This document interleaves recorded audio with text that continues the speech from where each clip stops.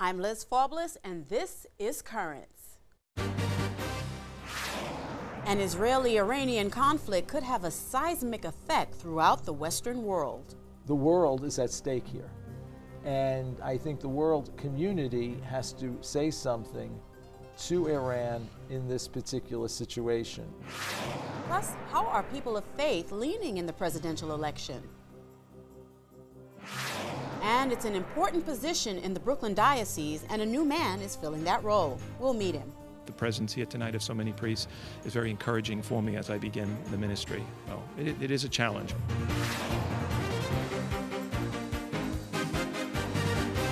Good evening, and thank you for joining us. Well, amid this heated campaign season, President Obama met yesterday with Israeli Prime Minister Benjamin Netanyahu. Both leaders met for 2 hours, with Netanyahu defending his country's right to attack Iran. On camera, both Netanyahu and Obama were much more reserved. As I've said repeatedly, the bond between our two countries is unbreakable. My personal commitment, a commitment that is consistent with the history of other occupants of this Oval Office, our commitment to the security of Israel is rock solid. Americans know that Israel and the United States share common values, that we defend common interests, that we face common enemies. Iran's leaders know that too. You know, for them, you're the great Satan, we're the little Satan. For them, we are you and you are us. And you know something, Mr. President? At least on this last point, I think they're right. We are you, and you are us. We're together. So if there's one thing that stands out clearly in the Middle East today, it's that Israel and America stand together. Well, Israel is concerned about Iran's potential nuclear capabilities. Obama told reporters that both he and Netanyahu would prefer a diplomatic solution. But what would a war with Iran mean, both in the Middle East and elsewhere? And where does the church stand on relations with Iran? Well, for more on this, I spoke earlier today with Monsignor Guy Massey, Vicar for Ecumenical and Interreligious Affairs for the Diocese of Brooklyn. Monsignor, we were having a very spirited discussion ahead of this formal interview, and you raised an important point. You said that there is an important distinction that our audience and everyone should know. Can you reiterate that for me, please? Sure. I do Catholic-Jewish relations, but there's a difference between Israeli relations with the rest of the world. While the land of Israel is important theologically and spiritually to Catholic-Jewish relations, the state of Israel is how that land is administrated. So I'm taking it from that perspective and looking at it from the perspective of a world situation, not only a Catholic-Jewish situation. I'm so happy you did make that distinction, because I want our viewers to understand why right now we're talking about the Iran-Israeli issue, which is all over the news right now. And I want to read you something that our president said, speaking at a conference, President Obama saying, when it comes to preventing Iran from obtaining a nuclear weapon, no options off the table, including all elements of American power. How do you feel about that? I think Iran does present a threat to all of us, and certainly presents a threat to the world, because we don't really trust the leadership there and how they might handle this power. I think it's something to be spoken about. I think it's something that nations need to speak about, because if I were in Iran, it sounds as though the United States is telling me what to do. And this could cause a great deal of frustration on their behalf, and we don't want this. But I think we want to appeal to a certain common sense for the peace of the whole world, not just the advancement of one's nation. It's interesting that you say that Iran would feel that the president was telling it what to do, when in listening to both our president and the president of Israel talk, it seems that Israel feels that the delegating responsibility to the president in telling it what to do is certainly not something that the leader of that country wants. Right. Do you agree? I agree. So is there a fairness there, in your opinion? I think perhaps we're looking at this from the perspective that I had just mentioned. In a sense, the world is at stake here. And I think the world community has to say something to Iran in this particular situation. Do you believe that diplomacy could be an option here? If it isn't, it has to be. They have got to work this out in a way that the world is safe, not in a way that is going to cause some type of a war that would cause the consequences of which I don't even want to think about. And Monsignor, as you know, we are in the throes of an election year, Yes. and we are hearing a lot about this in the news. Actually, we're hearing about it today, Yes. right on the campaign trail. The GOP nominees are speaking about the Israeli-Iran situation, and it kind of seems to me that they're saying things that they believe people want to hear, but not exactly addressing issues that are particularly doable. Yes. And a lot of what they're saying is Israel wants a president not who's going to tell them what to do, but who's going to support them. Is that the general feeling That's that you my believe? feeling, and I think the support of the United States is very important to Israel, etc. What I am saying is I think that Israel has a right to protect itself, and it has a right to exist as a state, and I would like to see that continued. On the other hand, are we treading too lightly with Iran and kind of making excuses for them and not getting a little bit tougher with them? I don't know. But I do think when you are in such a delicate situation, you want to go in a way that is guided by some wisdom, thinking this out very carefully and weighing each step and each word, because you don't know what the affect of that word or that statement is going to have, so that you have to know what it is you want to get out of this discussion so that you'll be able to form those questions and address those issues in such a way. I would be very careful about even rhetoric about attacks or war. Those are very threatening words.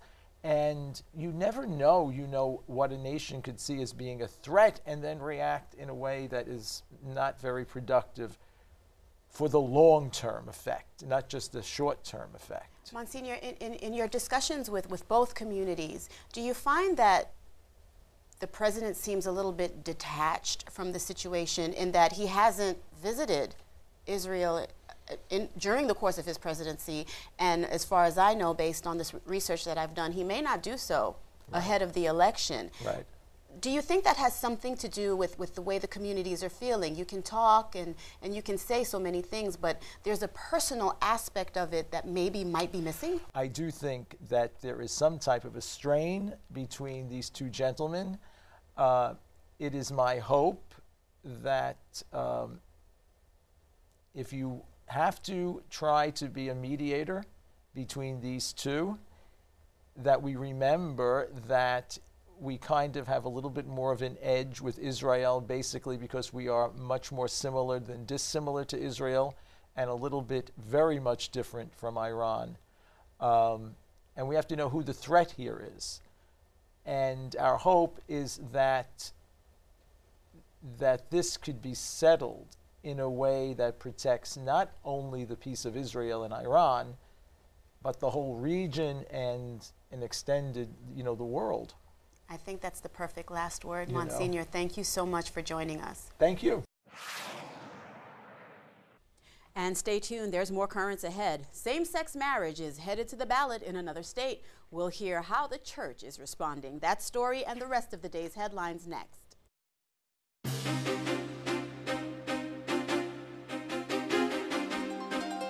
Welcome back to Currents. I'm Liz Faubles. Coming up later, you may not hear a lot about this position, but it's an important one for the Diocese of Brooklyn. We'll meet the latest priest tapped to fill the role. But first, let's have a look at the day's headlines. Well, the Catholic Church in Indiana has hit the ground running with efforts to help victims recover from last week's rash of deadly tornadoes. The town of Henryville reportedly sustained extreme damage. The coordinator for disaster relief for Catholic Charities in Indianapolis visited some of the region's hardest hit areas. She tells Catholic News Agency the damage compares to the devastation witnessed on the first day of Hurricane Katrina. She says Catholic Charities is committed to the recovery for the long haul.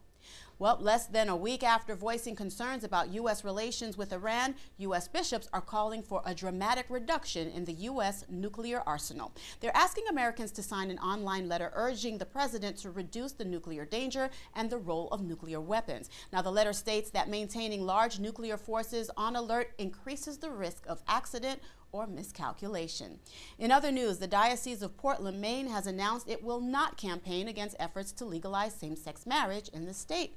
According to the Sun Journal, the Portland Diocese will instead focus on teaching Catholics in the state about the sanctity of marriage. Portland Bishop Richard Malone unveiled a pastoral letter last week that explains the church's teaching on marriage. Now, back in 2009, Maine voters rejected same-sex marriage in a referendum after the state legislature passed a law legalizing it. The issue will again be put before the voters this November.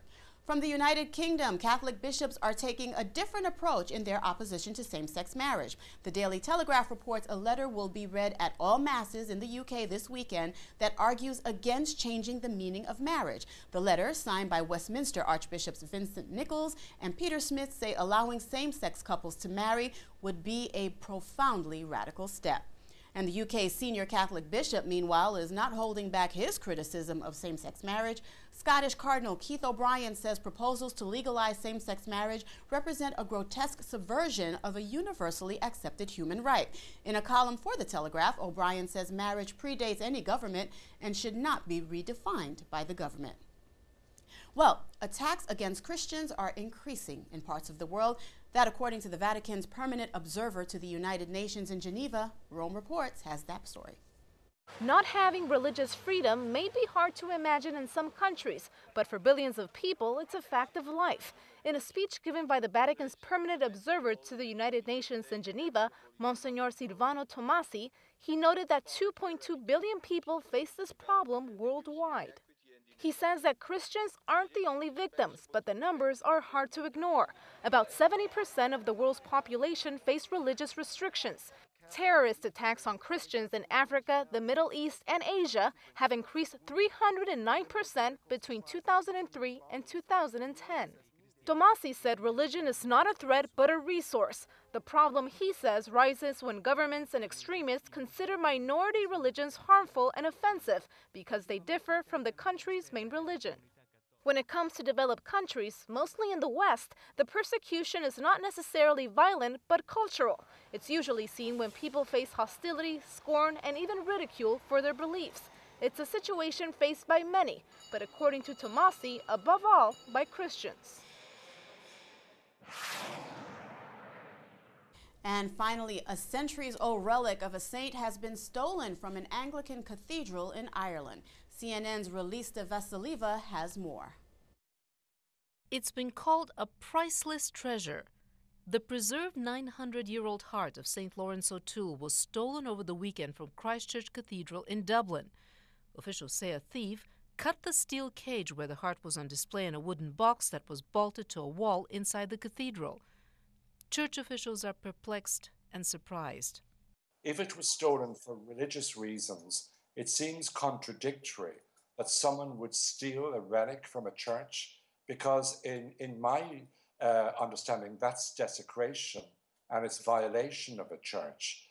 And what other reason would you steal a relic? Dunn says the heart has no monetary value but was considered one of the church's most precious relics. Officials believe the thief hid out in the church on Friday night before taking off with the heart on Saturday morning. To add to the mystery, church officials noticed that 2 peace candles were lit overnight in the altar. Nothing else was taken. And that report from CNN's Relista Vasilieva. St. Lawrence O'Toole was the Archbishop of Dublin in the 12th century and the first native of Ireland to hold the post. He is the patron saint of the Catholic Archdiocese of Dublin. Stay tuned. There's more currents ahead. Coming up, how people of faith are feeling in this presidential election year.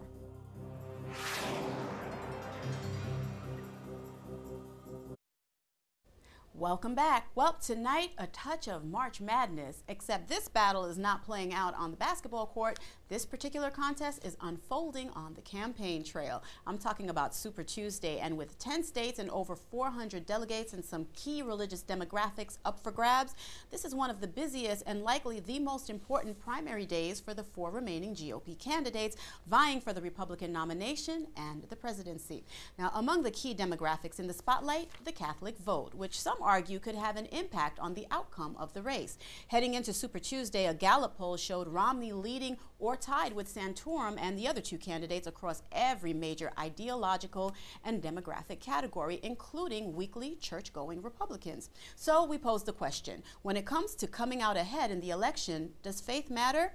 John Green, director of the Ray C. Bliss Institute of Applied Politics at University of Akron and also senior analyst and senior research advisor at the Pew Research Center's Forum on Religious and Public Life, says it most certainly does. John specializes in religion and American politics, and I spoke to him earlier about how the two are related. Well, John, I don't have to tell you that Catholicism has been in the news quite a bit these days, particularly with issues like the HHS mandate and the broader issue of birth control, as well as same-sex marriage. And now we have Cardinal Timothy Dolan calling on all good Catholic soldiers to go to war in a freedom of religion battle. How much fuel does this give to the importance of the Catholic vote?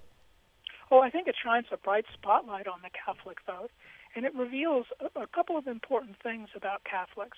First of all, the Roman Catholic Church is the largest single denomination in the United States, and so Catholics are important to both the Democrats and the Republicans. But the Catholic community is diverse. There is an important political distinction between white Catholics, that is, Catholics of European descent, and non-white Catholics, who are these days largely Hispanic Catholics. Important differences, with non-white Catholics being more democratic than white Catholics. But within those groups, there's also divisions by the level of Mass attendance. Regular Mass attenders tend to be overall somewhat more conservative and more likely to vote in for Republican candidates, and less regular Mass attenders. I mean, still serious Catholics, but less regular attenders tend to be more democratic. So Catholics are not only important because they're large, they're important because they're diverse. Okay, and John, in a bit of a twist, Santorum, our Catholic candidate, losing the Catholic vote according to a CNN poll which shows Ohio Catholics who are likely to vote on Super Tuesday today, 39% back Romney compared to 33% supporting Santorum. Is this a surprise to you? No, it's really not much of a surprise. I think it's ironic, but it's not much of a surprise. In Michigan, the primary that occurred last week, Mitt Romney also won the Catholic vote, as shown by the exit polls. And I think what this shows is a lot of the diversity in the Catholic community. More traditional Catholics find Senator Santorum very appealing, his message to be very cogent to them. But other Catholics find other candidates more cogent. Governor Romney has benefited from that. But also, just like other voters, some Catholics, Republicans, just want to find the candidate that they think can win in the general election. So that might lead them to pick Romney over Santorum. Although, of course, the primaries have been very close and contested. It's not at all clear who's going to be the Republican nominee. It has been a very, very tight race up until now. And I want to broaden it out a little bit because Santorum has an advantage among Protestants by a 35% to 29% margin, according to that same poll. And then there's the Mormon vote to consider. And we have we not paid due attention to how these two demographics could impact the presidential race? Well, I think we have not paid enough attention to religious groups. One of the reasons that Santorum has a lead among Protestants is that he's very popular among evangelical Protestants who agree with his conservative stance on social issues, much as more conservative Catholics agree. But many evangelicals have some skepticism of voting for a Mormon candidate, and so that's made it somewhat difficult for Governor Romney to reach evangelical voters. Of course, a couple of generations ago, evangelicals would have had some skepticism of voting for a Catholic candidate. But these days, Catholics and evangelicals at least within each political party, get along pretty well because they agree on lots of public policy issues. Mm-hmm. And John, I really want to get your opinion on this. How important is it that on one of the most important days for the GOP candidates, President Obama holding a news conference, kind of stealing their thunder a little bit and talking about everything it seems but faith-based issues? You know, I don't think it's at all by accident. Presidents don't hold very many news conferences because they're very busy. They have lots of things to do. And so whenever the president holds a news conference, there's obviously going to be a lot of attention. And so I don't think that it was by accident that he chose this particular day, because he wants a chance to get his message out. Mm-hmm. And he, by all accounts, much more emphasis on economic issues than on the social issues that have been part of the Republican primary debate. And John, you actually lead me to my final question. Catholic.org website saying, of all the issues we have to contend with, while each are important, none are more important than the issue of life, family, commitment to moral values. Is this the message that the candidates are sending? And where does that leave issues like the economy and job creation? Well, you know, overall, most Americans, whether they're Republicans, Independents, or Democrats, whether they're Protestants, Catholics, or Jews, or Mormons, rate the economy as being the most important thing. But within that context, these debates over social issues, over life, contraception, and so forth, family, are often important to people. After all, many, many people in America get up and go to work every day so they can support their family, so they can support their religious communities, and so they can have the resources to do the right thing in the world. So the economy and social issues are not entirely separate. I think they're a little more important in Republican primaries because that's one way that the candidates have been able to distinguish themselves from each other as they pursue the votes of religious people. All right, John, thank you so much. A long road ahead to November, so I'm pretty sure we'll speak with you again, but thank you for joining us for now. You're very welcome. And stay tuned, there's more Currents ahead.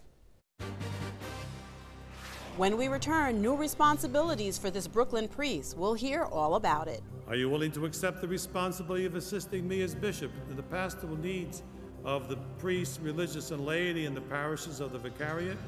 I am.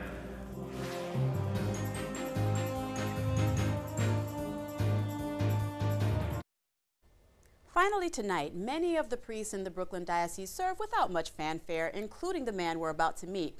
Father Joseph Grimaldi was recently chosen by Bishop DiMarcio to be the new territorial Episcopal vicar for the Diocese of Brooklyn. Father Grimaldi was installed in his new post this past Saturday at Holy Name Church right here in Windsor Terrace.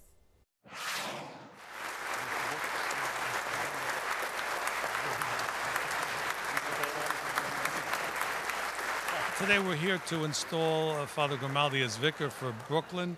Basically, he represents me when I can't do things.